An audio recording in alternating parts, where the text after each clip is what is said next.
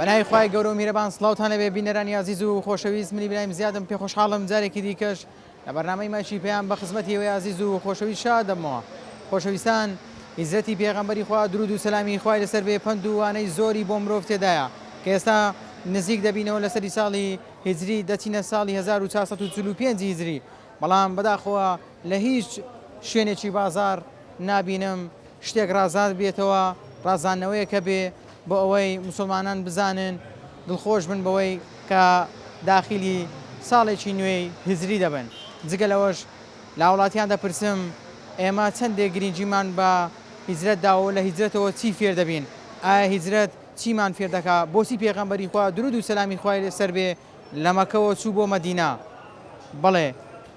من ئەم پرسیارانە لە خەڵک دەکەم با بزانم سەرنج و تێڕوانی نیوان چێوە، ئێوەش بیسەر و بینەر بن.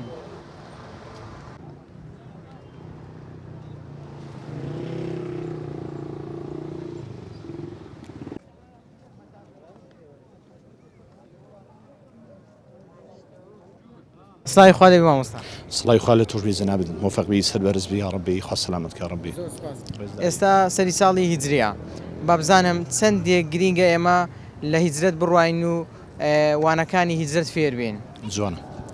طبعا بمناسبة كوا إما برو صالي هزري أروين طبعا يشي محرم كتصادفي رجل سوارشما كيشي صالي 1935 هزري أكاوتا هزرتي بيغمبر من حضرتي محمد صلى الله عليه وسلم كل شاري مكة لبو مدينة هزرتي كردوا يكلو خالاني كبيم زور كزختي لسبكينوا تماشای مێژوو پێغەمبەر ما بکەین سەڵات و سەلامی خوای لەسەر بێ کە لە شاری مەکەی کۆزی کرد لە بۆ شاری مەدینە لەوێن دەری هەستا چی کرد؟ برایەتی و تەبایی لە بینی مهاجر و ئەنساری دروست کرد. تەبایی و برایەتی یعنی ئیخوەتی هێخسە ناو برایانی ناو مهاجر و ئەنساری. مهاجر ئەوانە بوون کەوا لە شاری مەکە کۆچیان کرد لە بۆ مەدینە، ئەنسار ئەوانە بوون کەوا لە خەڵکی دانیشتووی شاری مەدینە بوون. طبعا لەو خاڵەی کە ئەگەر بێت و هەڵوەستەک بکەین فێری تەباییمانەکە، فێری برایت بەڵێ تەبایی. ڕۆژگاری ئیمڕۆم بەداخەوە ئەو ڕۆیەک لەو خاڵانێک کە بیستم یعنی مسلمانێک طبعا حتا ئێستانەکەش ئامادەنیە کوڕەکەی مثلەن ئامادەنیە کە بستێلای، یعنی خاڵێک دابڕان لە ناو مەدروست بەناو کۆمەڵگای ئێمە، هەتا لەناو خێزان، لەناو کوڕوباب، لەناو دوو برا، لەناو یعنی کۆمەلگا بەعام لێک تێرازان یعنی پەیدا بووە. ئیدی یەکێک لەو خاڵانەی پێم وایە کە یعنی ئیشی لەسەر بکەین و کە هیجرەت فێرمانەکە ئەوەیە فێری برایەتیمانەکە. خوای گەورە لە قورئانی پیرۆزدا فەرمێ ئینەمە المؤمنون ئیخوە، بەڕاستی بڕوادار هەمویان برای یەکترن، کەواتە بەداخەوە ئەوڕۆکە ئەمە ئەو خاڵی کەوا یەکێک لەو خاڵانی کەوا هەڵوەستی لەسەر بکەین و لە هەمان کاتێ ئیشی لەسەر بکەین چیە؟ هیجرەت فێری تەباییمانەکە، فێری برایەتیمانەکە، فێری خۆشەویستیمانەکە. بۆچی پێغەمبەری خوا درود و سەلامی خوای لێبێ لە مەکەوە چوو بۆ مەدینە؟ لەبەر چێ هۆکارێک بوو یان لەبەر چێ هۆکارەکان چی بوون؟ بڵێ طبعا سەرەتا پێغەمبەر فەرمی صلی الله عليه فرمودەیەکدا بدأ الدين غريبا وسيعود غريبا فطوبى للغرباء. دەفەرمێ دینی ئیسلام زۆر بە غەریبی هات، بە غەریبیش ئەگەڕێتەوە. طبعا سەرەتا ئیسلامەتی زۆر بە غەریبی پێیا بوو، سەرەتایەک بوو. لە هەمان کاتدا خەڵکانێک طبعا زەبر و زەنگێکی زۆریان لەسەر بوو، لەسەر ژێر فشاری قوڕیشەکاندا بوون. دوای ئەوانە لەبەر ئەوەی کەوا زەختێکی زۆریان لەسەر بوو بەژن و بە پیا و کۆمەڵێکیان هیجرەتیان کرد لە شاری مەکەی پیرۆز لە بۆ شاری مەدینە. طبعا یەک لەو خاڵانە ئەوە بوو کەوا طبعا نەمانی مەسەن ئەمان لەناو مسلمانان لە هەمان کاتیشدا بە هەموو شێوازێک ئەزیەت ئەدران. ئەو ئەزیەتە وای لێکردن کەوا ئەوانە کۆز بکەن لە شاری مەکە لە بۆ شاری مەدینە. ئەی بەرەنگاربوونەوەی زوڵم و ستەمیش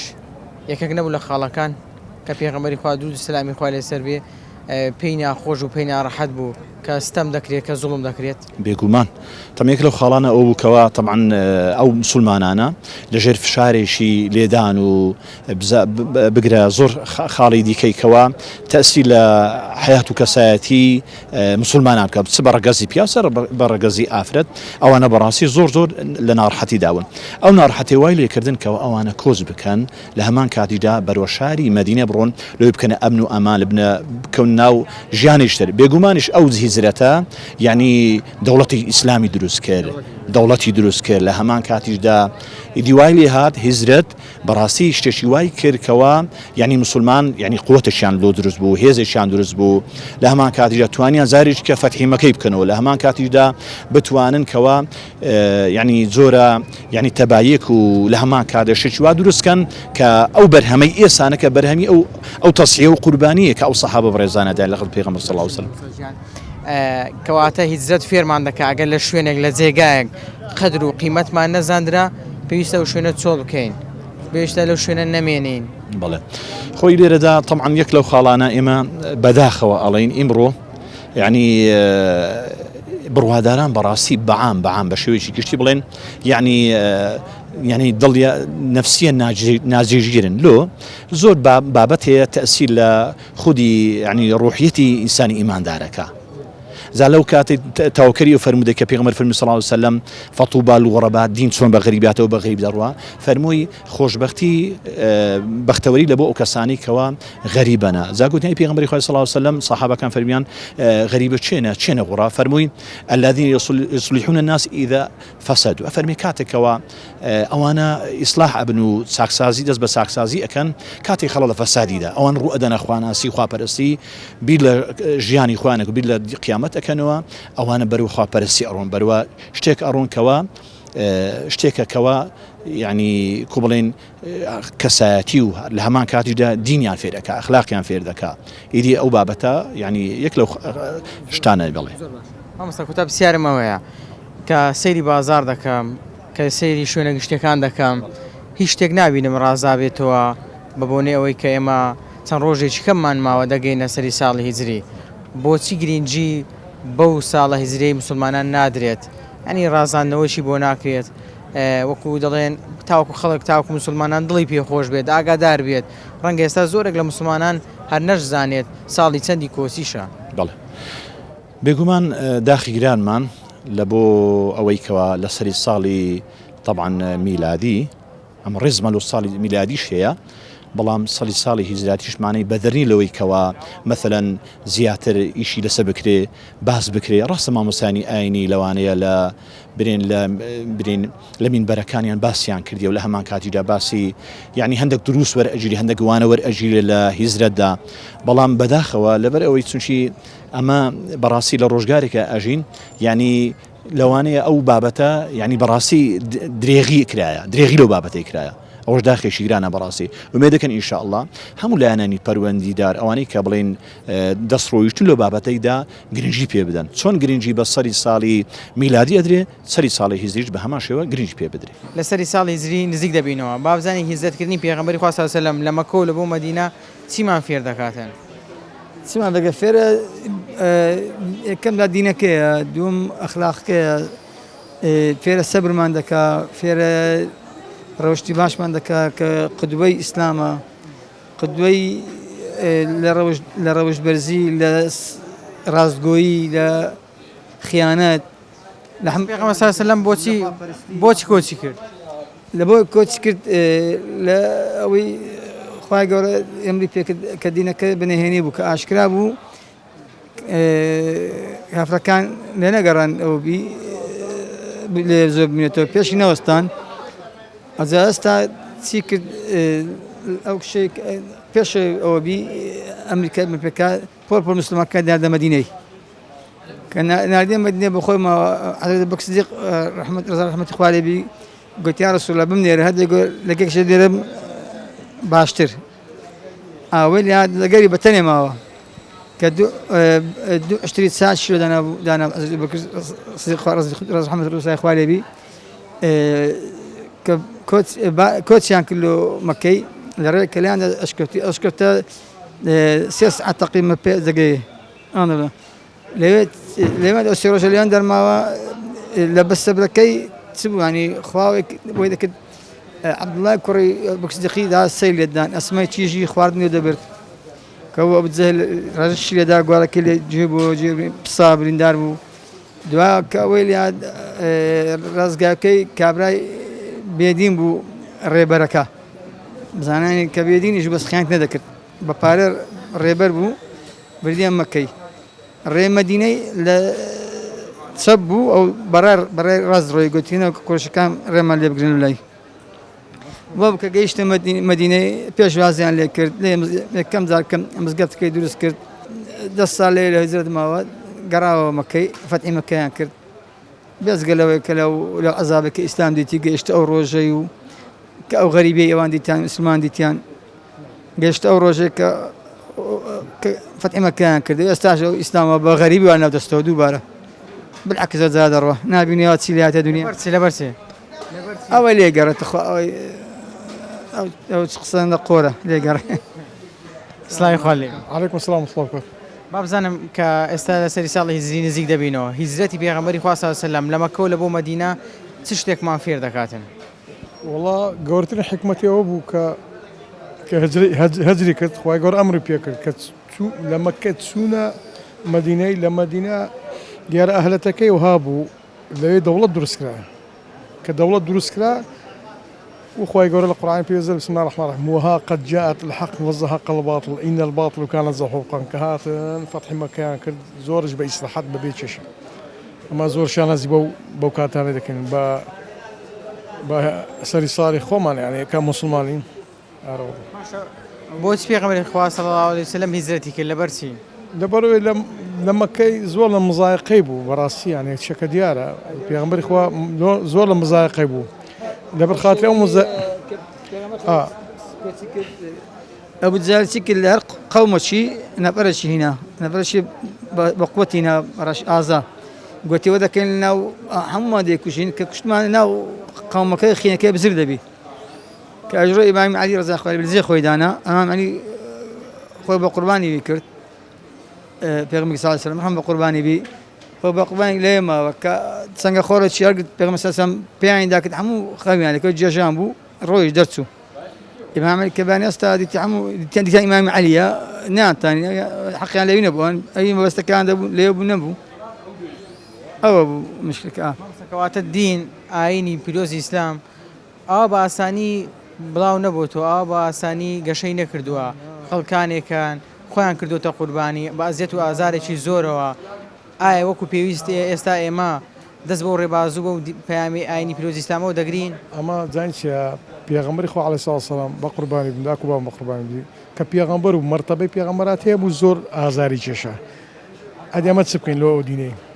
ئەمەش دەبی ئەوە ئێستا ئەوە ئازاری دەشێشین زۆرش نەکەم خوای گەورەش وعدی دایە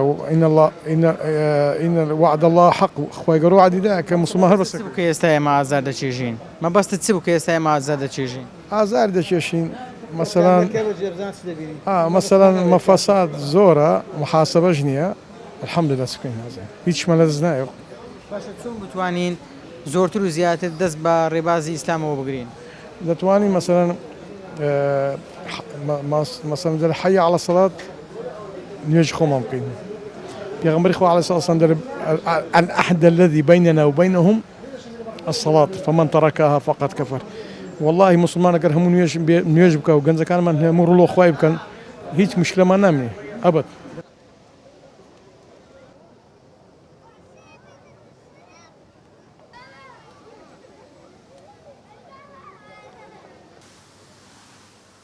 زۆر سپاس دەکەم ئەمڕۆ باسی هیجرەتی پێغەمبەری خوا دەکەین صلی الله علیه وسلم دەپرسم هیجرەتی پێغەمبەری خوا صلی الله علیه وسلم لەبەر چی بوو لەبەر چی لە مەکە و چوو بۆ مەدینە بەرێ بەڕاستی ئەوە ڕۆن و ئاشکرایە کە خەرچی مەکەی زۆر ئەزیەتی پێغەمبەریاندا قەدری ئەو پێغەمبەر نازداریان نەکرد قەدری ئەو پێغەمبەر نازداریان نەزانی کە خوای گەورە ئەوەندە ڕێزی لەو پێغەمبەری نایە خەرچی مەکەی لەگە پێغەمبەری زۆر خراپ بوون هەرسکوتیان زۆر خراپ بوو لۆیە پێغەمبەر ناچار بوو مەکەی بەجێبەیلتن لۆ مەدینەی خۆشەویست بستن خەرچی مەدینەی ئەوان ڕێزی پێغەمبەریان کرد ئەوان دەیانزانێ و پێغەمبەر نازدارە چەند گەورەیە کە خوای گەورە چەند ڕێزی لێگرتیە لۆیە ئێستا تەمەشاکەوە ئێستا عەجزێ معلومی جەنابتانە کە دێتەوە دەزانی خەرچی مەدینەی ئێستاش لە خەرچی مەکەی بە خۆشەویستتر و بە ڕێزتر و لەگە خەرچی تەعاونیان زیاترە لۆیە هیجرەت فێرمان دەکا کە یەکێک هیجرەتی کرد کە یەکێک هاتە ناوت ڕێزی بگری و قەدری بگری و ئیسفادەی لێ بکەی شتی لێ بزان شتی لێ فێربی مسلمانان فێری برایەتی و تەبایش دەکات ئەنسار و مهاجری کردە برای یەکتری و هەروە لەو هیزەتەدا پێغەمبەر صلی الله علیه و سلم دەوڵەتی دروست کرد بناغی دەوڵەتی دانا چەندێک گرینگە ئێمەش ئامانج و هەدەفی گەورەمان هەبێ لە ژیان بەخۆی ئەو پێغمبەرە بەخۆی ڕحمەتی للعالەمینە هەموو هەرسکەوتی پێغمبەری هەمووی عیبرەت و دەرسە لۆمەی خۆشەویست ئێمەی خۆشەویستش ئێوەی خۆشەویست دەبی ئەو عیبرەتانە ئەو دەرسەی لە پێغمبەری وەگرین ئەگەمە چی بکەین لەسەر پرۆگرامی پێغمبەری بڕۆین کەس تووشی زەرەر و تووشی خەفەت نابێتن لۆیە هیجرەت هەموو شتێکی لێی فێر کردین کەمە تشتی لەو ئیزەتەی فێربین کە پێغمبەری خۆشەویست لەو ڕۆژە مبارەکەی ئەوەی بەجێهێشت تەمەشە ئەو عشترە نازدارێکە کە پێغمبەر کە عشترە ڕاز لە جێ لەو جێ کە نیشت یعنی دانیشت کە کەت کە لەوێن دەر پێغمبەر کردێ مزگەفت یعنی عیوان بەعیوانەتی خۆی زانی و پێغمبەرە چەند گەورەیە ئەمەی مرۆڤ ئێوەی خۆشەویست یعنی ئەمە نەزانین کە پێغمبەری خوای ئەوەندە گەورەیە ئێستا وەکو پێویست قەدر و قەدری ئەم ئاینی پیرۆزی ئیسلامە دەگرین دەستمان باش پێوە گرتووە باش خۆمان لەگەڵ ئەم ئاینەمان دوو کردووە بەخۆی کەم کوڕیمان هەیە بەس بەرێ قەدرمان گرتووە دەزانین کە ئاینی پیرۆزی ئیسلام چەند گەورەیە بەس ئەمە کەس بێ کەم کوڕی نییە بەس داواکارین لە بەخاتری پێغمبەری لەو ڕۆژە مبارەکەی کە بزانی کەم کوڕەکانی خۆچیە چیکە دووبار نەبتەوە ئینسان ئەوە ئینسانە ئەوە مرۆڤە عیبرەت دەرز لە ڕابردوو خۆی وەگریتن یعنی ئەوەش دەگەێتەوە سە ئیزەتی پێغمبەری صلی الله علیه و سلم کە ئەو پێغمبەر نازارە بەچەند نەوعی دەردەسەرچی کە هاتە مەدینەی لە نەبوونی ڕەزاڵەتی لە بێ خزم و کەسی خۆی هەموو لێ بوونەوە هەمووی عیبرەتە کە خزم کەسی خۆی مامی خۆی نەبە مسلمان یعنی ئەوە نیشانەشی زۆر بەقوتە کە پێغمبەری خوای یعنی دەرسە عیبرەتە لۆمە ئەمە دەرسی لێوەگرین عیبرەتی لێوەگرین یەک لە خاڵەکانی دیکەوە بوو پێغەمبەر صلی الله علیه و سلم لە دژی زوڵم و ستەم وەستاوە چەندە گرینگە تۆی مسلمانیش ئەگەر ببینی براکەت ئەگەر ببینی کەسێک لە دایرەیەک لە فەرمانگەیەک لە هەر جێگایەک لە هەر شوێنێک لە هەر ماڵێک باشە کەسێک زوڵم دەکات ستەم دەکات تۆ زوڵمە قبوڵ ناکەی بەخۆی ئەگەر پێشت نەکرا دەربڕی ئەو زولمەی لە درۆ پێت ناخۆش بی چی زوڵم دەپسە هیچ عیلازی نییە کە ئەتوو زم لە ئێستا لە خێزانی خۆ بکەی لە منداری خۆ بکەی لە چیژی کوڕی خۆت بکەی خوا لە دەرناگری ئەگەر زوڵم لە من بکەی ئەگەر زوڵم لە دراوسێت بکەی زوڵم هە زوڵمە چ لە خۆت بکەی چ لە شخصی خۆت زوڵم لە خۆت دەکەی لەو ئەوەی خۆت لەو ڕوحی خۆت بکەی لە بەرامبەرەکەت بکەی لە مندارت بکەی لە عایلی خۆت بکەی لە چاردۆرەت بکەی هە زوڵمە بەس ئەتوو دەبیت ئەو زوڵمەی دەکەی چەند یعنی با سارە با دوو بادە با پێنج دوایە چی دەدێ دوایە ڕەزید دەبی دوایە یعنی ڕەزی دەبی دەزانی ئەتوو زوڵمت کردیە لۆیە قەت مرتەع نابی و مرتەعیش نابی قەت ئەوەی زوڵم بکە قەت مرتەع نییە لۆیە ئینسان هەمووی دەگەڕێتەوە سەر هیجرەتی پێغمبەر کە ئەو پێغمبەر نازارە چەندیان زوڵم لێ کرد دوایە چیان بەسەر هات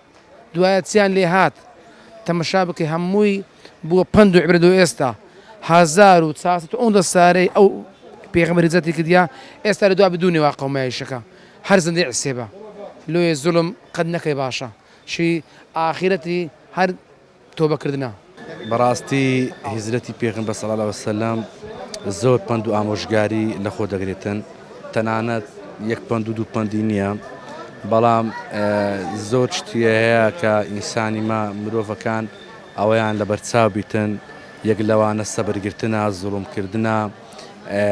پند و ئامۆژگاریەکانی پێغمبەر صلی الله علیه و سلم تەنفیز بکاتن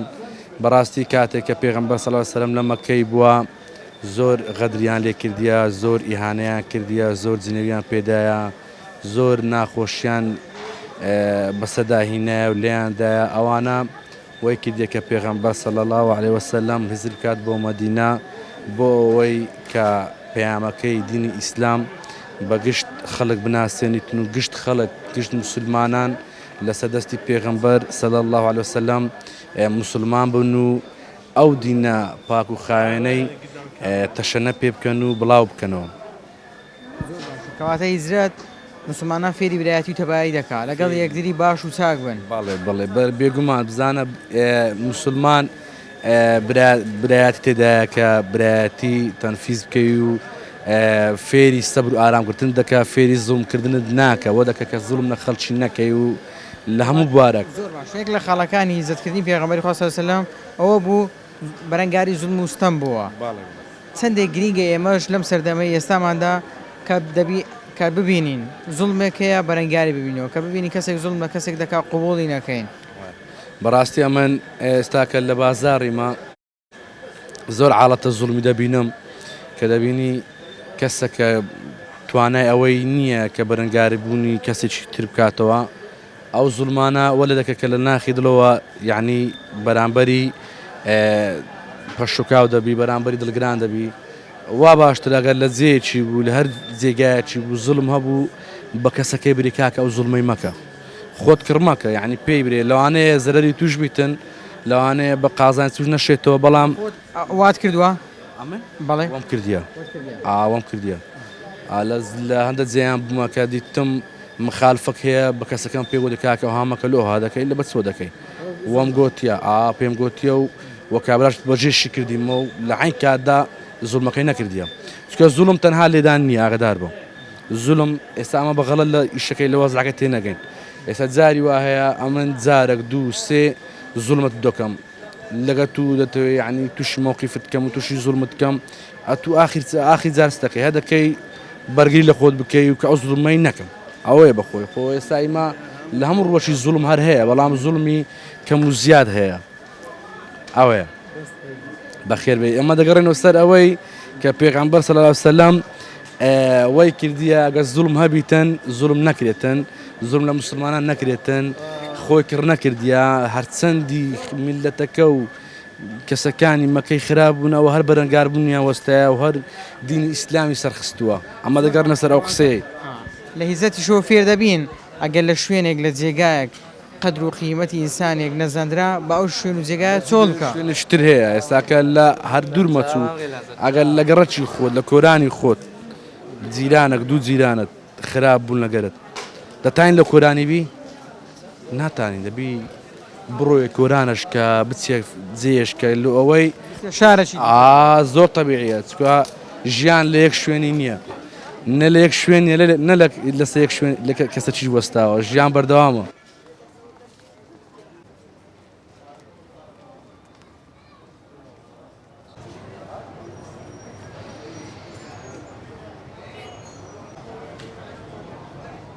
سلام علیکم عليكم السلام ورحمة الله وبركاته حاڵ باشی يا خۆ بەخێراتی خۆی سۆ دەپرسم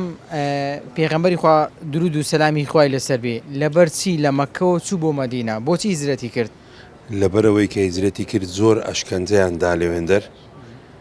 لۆیە هیجرەتی کرد قەدریان نەزانی لەو شارەی پێغەمبەر صلی الله عليه وسلم لۆیە هیجرەتی کردە ئەوەی مەدینەی بەڵێ یعنی کەواتە فێر دەبین ئەگەر مرۆڤ لە شوێنێک قیمەتی نەزاندرا قورسایی ئەو مرۆڤە نەزاندرا دەتوانێت و شوێنە بەجێ بێڵێ دەتوانێت و ماڵە بەجێ بێڵێ دەتوانێت وڵاتە بەجێ بێڵێ طبعا ئەرێ وەڵڵا ئەگەر قەدری نەزاندرێ دەبی بڕواتن وایە یەک لە خاڵەکانی دیکەی هیجرەت ئەوە بوو کە مسلمانان بوونە برای یەکتری تا چەند ئێمە ئێستا لەگەڵ یەکتری براینە و تەباینە و هاوکارین بۆ یەکتری ئێمە وەکو پێویست یارمەتی یەکتری دەدەین وەکو پێویست براینە بۆ یەکتری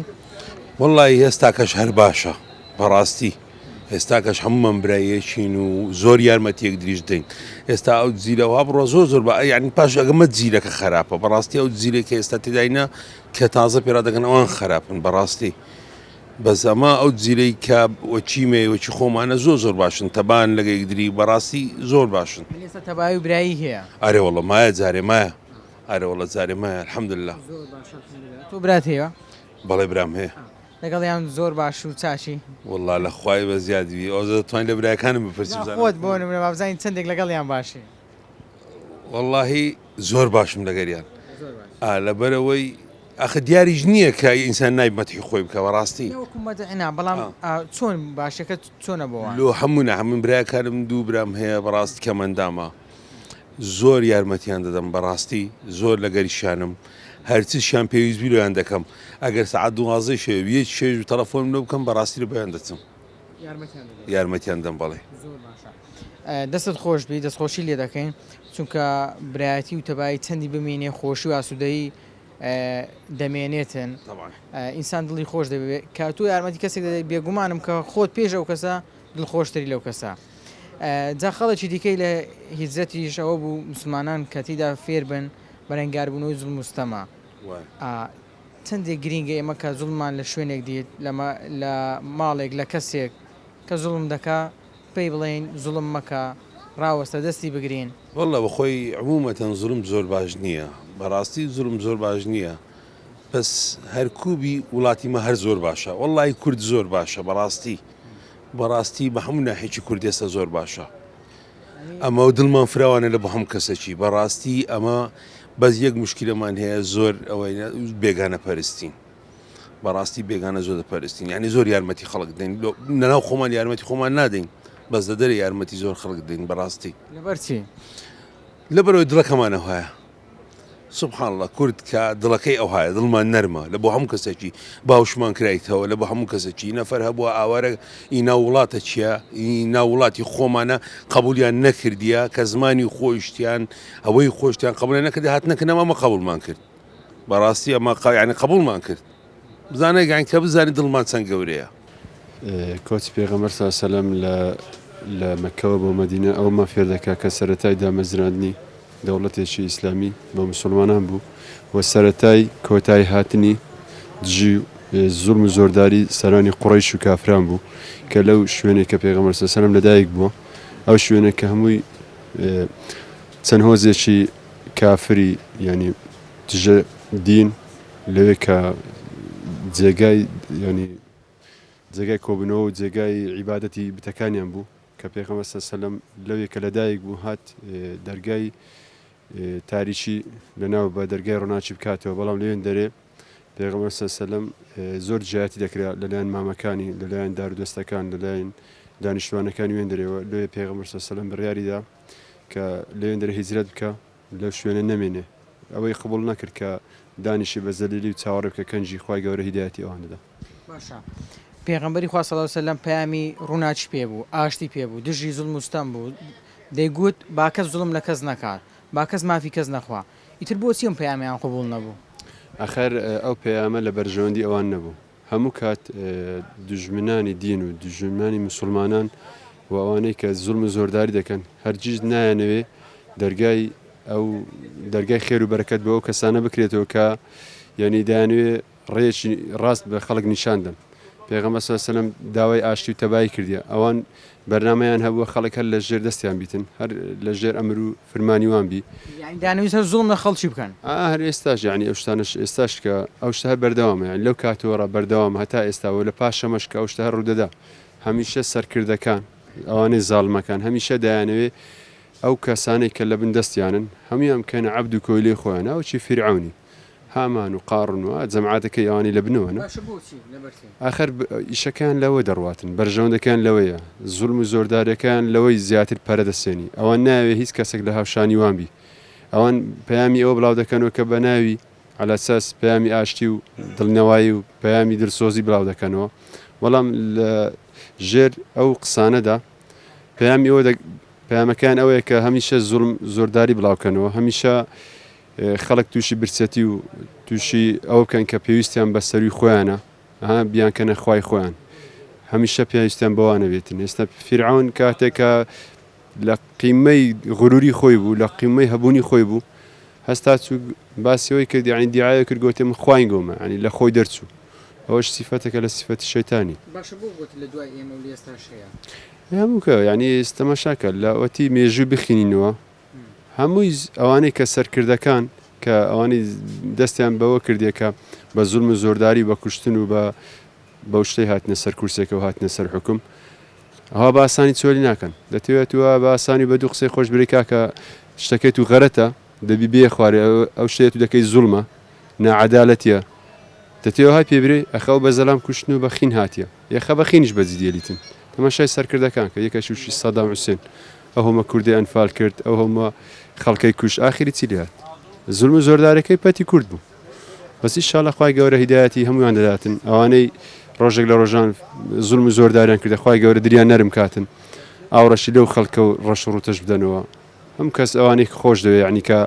یەکێکی کورد کە دڵسۆز بیتن لە خۆی بیتن باشتر نەوە یەکێکی بێگانە بێ حکمی بکاتن و زوڵم و زۆرداری لێ بکە ئەمە هەموو دوعامان دەکرد کە خوای گەورە سەدامی لەناو بە سوپاس خواوە سەدامی لەناو برد ئێستاش ئەمە داواکارین لە خوای گەورە کە ئەو سەرکردانی خۆمان دریان نەرم کرد و ئەو شەعبەی باش بن زڵم و زۆرداری هەتا سەری نییە خی گەورە ئەوانیش سەلامەت کە هیدایەتی وانیش دە و هیدایەتی میلەتەکەش بدە ئەمە هەمومان پێکەوە جوانین بەڕاستی.